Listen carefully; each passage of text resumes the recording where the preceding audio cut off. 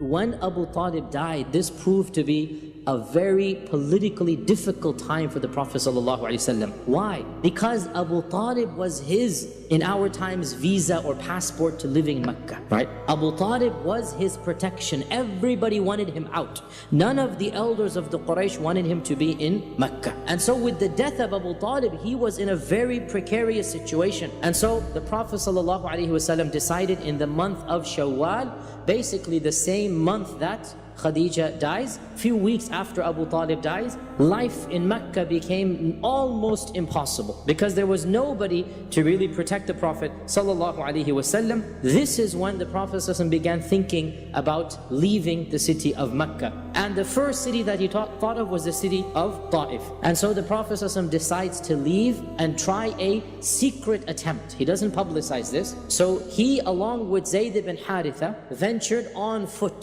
so as not to arouse any suspicion. To walk up there is a day and a half or 2 days.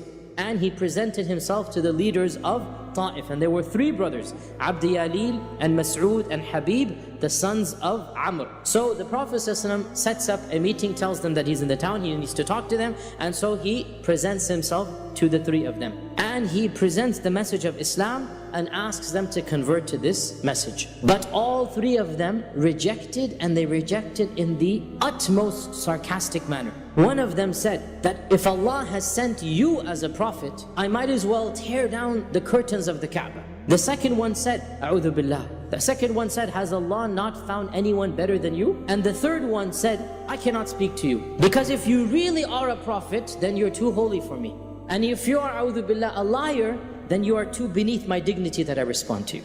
So all 3 of them mocked him with the utmost mockery. And the Prophet ﷺ stood up to leave and said, very well, if you have rejected my message, then at least do not tell the Quraysh of my visit. According to the more authentic reports, he didn't just leave Taif right then and there. Rather, he stayed there for around a week. So he preached there for a week, and we have authentic reports of some of the later Muslims recalling from Taif, later converts recalling, I remember the Prophet ﷺ preaching in Taif, in the suq, in the marketplace, and nobody responded to his call, i.e. nobody converted to Islam. And in one such incident, when somebody might appear to have converted, this is what sparked them all. So even after the leaders rejected him, he stayed in the city approaching the laymen. So there was a potential of some people converting, and that was when the leaders of Taif panicked. And they sent the mob against the Prophet ﷺ. They gathered together, the riffraff, the ruffians, they gathered together,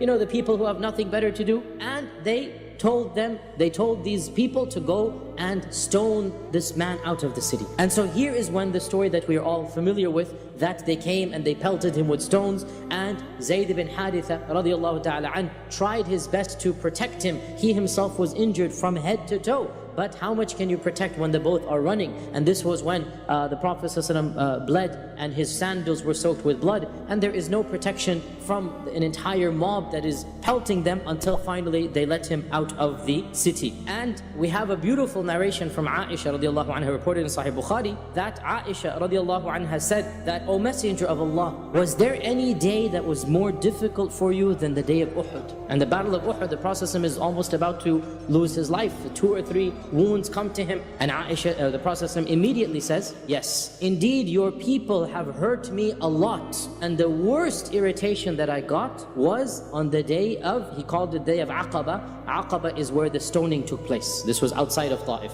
On that day, I presented myself to Abd Yalil ibn Abd Kulal. They didn't respond to me the way that I wanted. And so I found myself in grief and sadness. And I didn't notice where I was until I reached Qarn al-Tha'alib. Qarn al-Tha'alib is a place around 7-8 kilometers outside of the city of Taif. We in our times would call this being in a state of shock.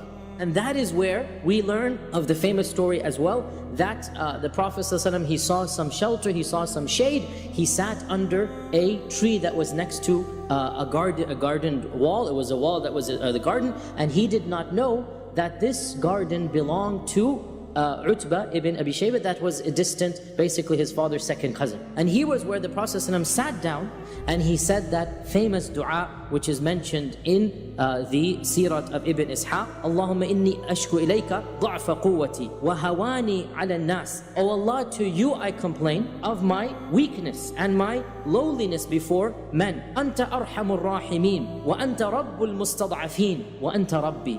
You are the most merciful of all those who have mercy, and you are the Lord of those who are humble, and you are my Lord. Ila man takiluni. To whom do you leave me with, O Allah? Who else can I go to other than you? Ila ba'idin yatajahhamuni. To somebody who's a stranger, who is going to treat me harshly. Am ila qaribin mallaktahu amri.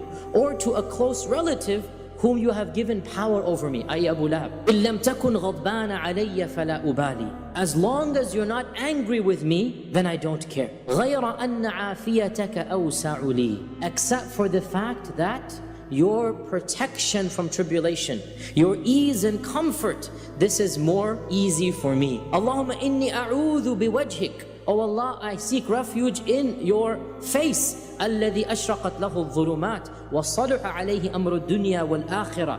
Your face, that is the source of all of the light of that releases or that gets rid of the darkness, and because of which all of the affairs of this world and the next are rightly guided. أن ينزل بي غضبك أو يحل بي سخطك. I seek refuge in your face that your anger comes down upon me or your wrath envelopes me. لك العتبى حتى ترضى. It is your right to criticize until you are content. ولا حول ولا قوة إلا بك. And there is no power or change except with you and through you. So the Prophet ﷺ says this dua under a tree next to a wall, and little does he know that this wall actually belongs to his distant uncles Utbah and Shaybah ibn al-Rabi'ah, and they had seen the Prophet ﷺ being pelted from the distance. They had seen the blood coming from him. They had seen him sitting down under that tree, and they felt pity for their blood relative. This was their cousin's or their second cousin's son. This is a Qurashi, fellow Qurashi. And so they decided to gift him some of the fruits of their orchard. And so they sent their servant, whose name was Addas. And Addas was an Iraqi Christian. And so Addas comes to him and says, this is a gift from my master. So the Prophet ﷺ took it and he said, Bismillah. And he began eating. Addas was shocked and he goes, what is this phrase, Bismillah? And so the Prophet ﷺ said, this is something that my Lord has taught me. And where are you from, O Addas? Addas said, I am from Nineveh. So the Prophet ﷺ smiled and he said, from the city of Yunus ibn Matta. Addas was shocked.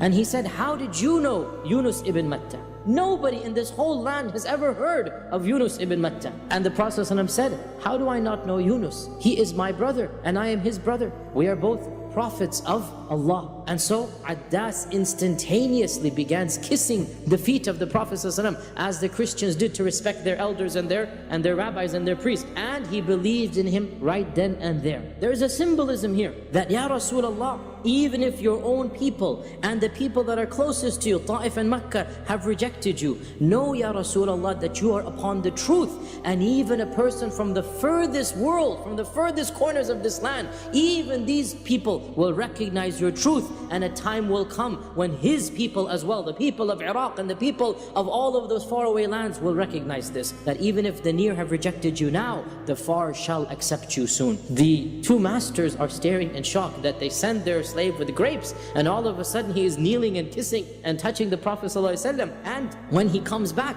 they tell him, Wayhak, woe to you. Why are you kissing his hands and his feet? And Addas said, oh my master, there is no one on earth who is better than he is. For he told me things that only a prophet could know. And they said to him, oh Addas, he has bewitched you from your religion. Your religion is better than his religion. And later on, they tried to force Addas to fight in the battle of Badr. And Addas said, you want me to fight that man who was sitting under the trees? Wallahi, the mountains could not harm him. and he refused to obey his own masters, and his own masters met to their death at the battle of Badr. We go back to the one of Bukhari, and the Prophet said, when I reached Qarn al-Manazil, i.e. at this stage now, فَرَفَعْتُ رَأْسِي, I saw something in the heavens, I looked up. فَإِذَا أَنَا بِسَحَابَةٍ قَدْ أَظَلَّتْنِي, there was a cloud that had given me shelter, and in this cloud there was Jibreel. And Jibreel said to me that, Ya Muhammad, your Lord has heard what your people have said to you and their rejection of you. He has sent me with the malak, or the angel of the mountains, to put at your disposal and to do with as you please. Then he heard another voice, and he said, I am the Malakul Jibal. And the Malakul Jibal sallama alayhi, he said salam to him. And then he said, Ya Muhammad قُلْ مَا شِئْتَ, say what you want, I am at your disposal. إِن شِئْتَ أَنْ أُطَبِّقَ عَلَيْهِمُ الْأَخْشَبَيْنِ, Taif is between two large mountains. If you want, I can squeeze this city in between the two mountains. The Prophet said, no,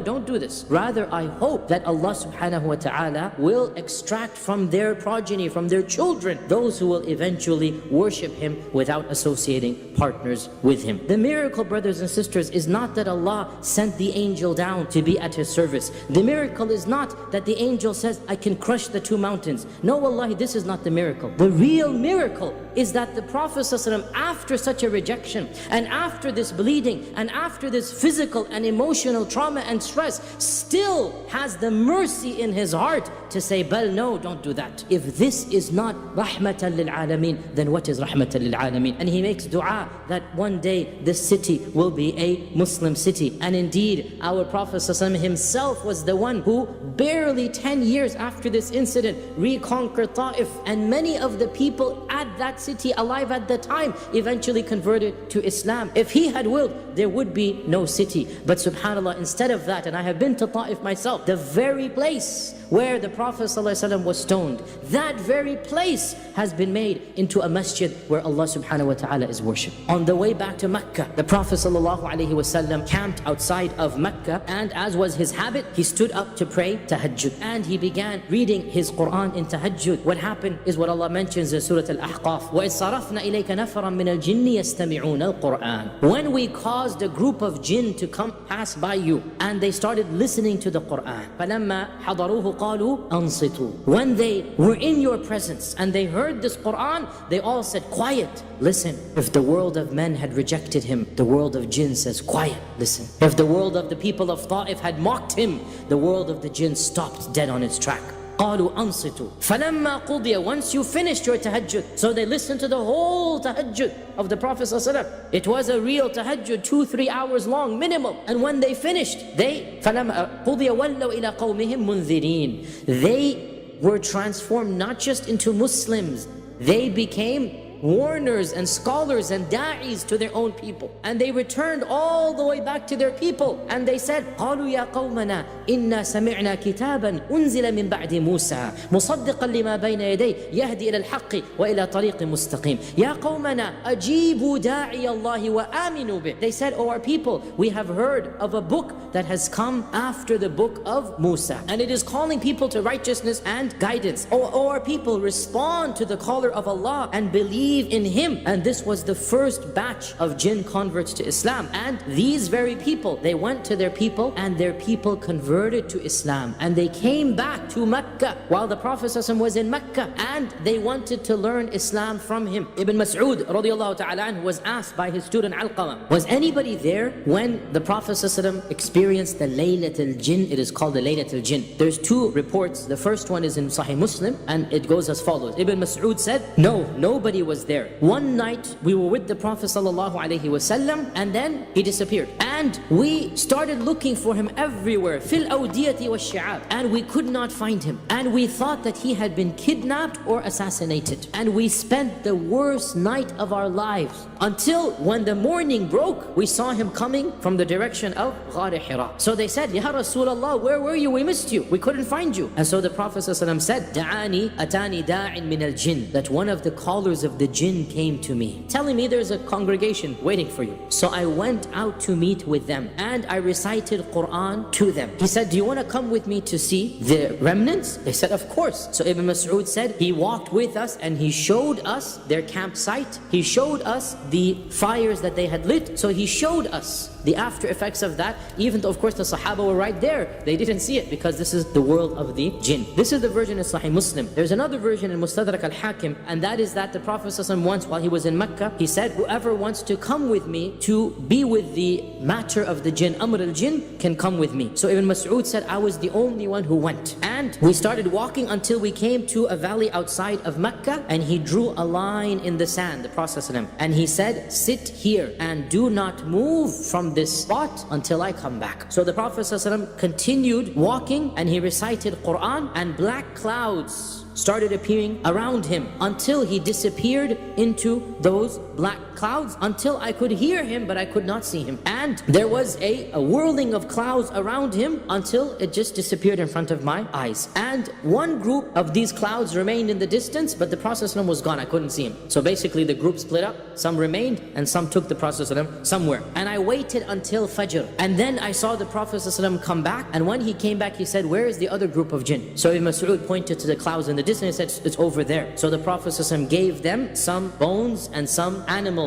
dung, and he told them that these bones would be food for them and the animal dung would be food for their animals. And therefore this shows us, by the way, that even the jinns have animals. So there's something called animal jinns as well. Now this portion of the hadith is mentioned in Bukhari and Muslim and in many different portions, and that is that the Prophet ﷺ said that the jinn basically asked him, where will we get our food from? So the Prophet ﷺ said, every bit of bone that my ummah eats and mentions Allah's name over, every bone shall become flesh for you. So whatever meat that we eat, while we say Bismillah, or we sacrifice an animal, we say Bismillah, we eat the meat, but then there is another type of meat in another world beyond our senses where the Muslim jinns can eat of this meat. The reason why the jinns are asking this is because the shayateen eat that over which Allah's name has not been mentioned. And so the shayateen eat haram meat basically. So the Muslim jinn said, now that we've accepted Islam, where will our food come from? So the Prophet ﷺ gave them the counter, that from now on, any Muslim who eats anything, that food will become food for you. And the animal droppings of the animals that the Muslims have, they will be transformed into the food for your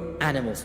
How did the Prophet ﷺ re-enter Mecca? We already said that by turning his back and walking out, he's basically cutting off. Officially, by walking out of Mecca and disappearing for 10 days, khalas, the fate is sealed now. This is basically exit, no re-entry. His adopted son, Zayd, asked him, Ya Rasulullah, how are we going to enter Mecca now that you have been expelled from it? He said, Ya Zayd, Allah subhanahu wa ta'ala will make a way out for us, and Allah subhanahu wa ta'ala will help His Prophet and make his message supreme. And the Prophet ﷺ then began sending emissaries to 2 or 3 allies within Quraysh that he thought might be sympathetic to his call. The first of these was Al-Akhnas ibn Shurayq, and Al-Akhnas ibn Shurayq sent a message back saying that I'm not in a position to give you protection. So he sends it to Suhayl ibn Amr. Suhayl ibn Amr sends back that I am Banu Amir ibn Lu'ay, and Banu Amir ibn Lu'ay have never given protection for somebody from the Banu Ka'b. I don't want to start a precedent. And then he sends it to the third one, and that is Mut'im ibn Adi. Mut'im ibn Adi is the chieftain of the Banu Nawfal ibn Abd Manaf. So Mut'im ibn Adi, he sent a message. The Prophet is saying that, will you give me your ajir, your protection? And so Mut'im doesn't just send a messenger back. Mut'im tells his sons, he has 4 sons, go arm yourselves, put your armor on, get your weapons, and go and follow the messenger back, and come as armed guards, guarding the Prophet ﷺ, and bring him straight back to me. And Mut'im went to the Kaaba to receive him, and he said to the Prophet ﷺ, do tawaf, I'm waiting for you. So the Prophet ﷺ did tawaf, got armed. The guard is doing tawaf with him to guard him, right? And then when he finishes, everybody's wondering what is going on here. Mut'im stands up and he says, O people of Mecca, I have given my protection to Muhammad sallallahu alaihi wasallam. Abu Sufyan stood up and said, are you his follower, or are you just giving a protection? So he said, no, I'm not a follower, I'm just giving protection. Abu Sufyan said, in that case, we shall accept it. And so the Prophet ﷺ remained under the protection of Mut'im for another 1.5 years, less than 2 years. And he remained in the protection of Mut'im, and he kept on figuring out another way, until finally Allah subhanahu wa ta'ala opened for him the door of Medina.